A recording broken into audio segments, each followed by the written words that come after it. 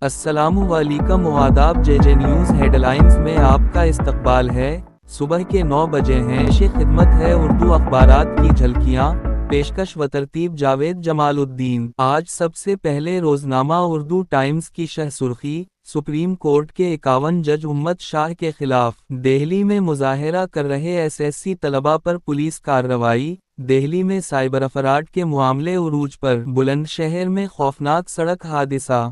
غزہ پر اسرائیلی حملوں میں مزید 64 فلسطینی شہید۔ امریکہ میں ہندوستانی کمپنی کے برتنوں کے خلاف انتباہ۔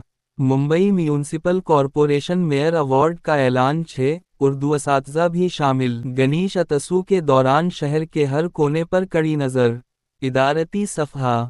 خصوصی مضمون۔ بہار میں خصوصی واٹرنز رسانی مہم اور اپوزیشن اداری۔ سابق نائب صدر دھنکر کی گمشدگی کا معمہ۔ روزنامہ ایشیا ایکسپریس اورنگ آباد کی ہیڈ لائنز۔ عمرہ کے خواہشمندوں کے لیے بڑی خوشخبری۔ مودی کی ڈگری کی معلومات ظاہر نہ کی جائے۔ عدالت۔ غزہ انسانی المیہ مزید خوفناک شکل اختیار کر گیا۔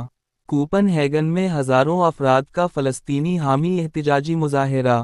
اورنگ آباد شہر میں پہلی بار پربھاگ کی بنیاد پر کارپوریشن عام انتخابات ہوں گے۔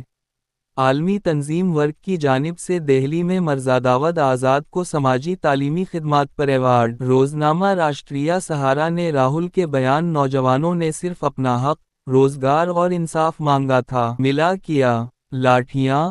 راہل۔ ملک کا ہر شہری اپنی ذمہ داری کے تئیں آگاہ اور واقف ہے۔ ممبئی دفتر موسمیات IMD نے یلو الرٹ جاری کیا۔ ادارتی صفحہ۔ خاص مضمون۔ نیشنل ڈیموکریٹک الائنس کی بیساکھیاں اور مرکزی حکومت کی چالیں۔ اداری۔ یوکرین جنگ میں پرشدت آ گئی۔ روزنامہ سچ کی آواز کی شہ سرخی۔ قانون کی پرواہ کیے بغیر گھروں کی مسماری، شہریوں کے حقوق کی خلاف ورزی، چیف جسٹس آف انڈیا۔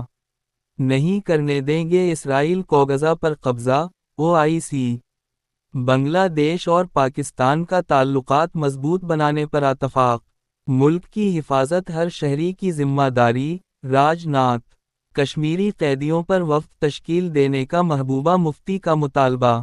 ادارتی صفحہ کا خاص مضمون۔ کچھ تو ہے جس کی پردہ داری ہے۔ اداری۔ نئے رشتوں کی امید۔ یہ تھی اردو اخبارات کی جھلکیاں۔ پھر ملیں گے آئندہ ایپیسوڈ میں۔ اللہ حافظ۔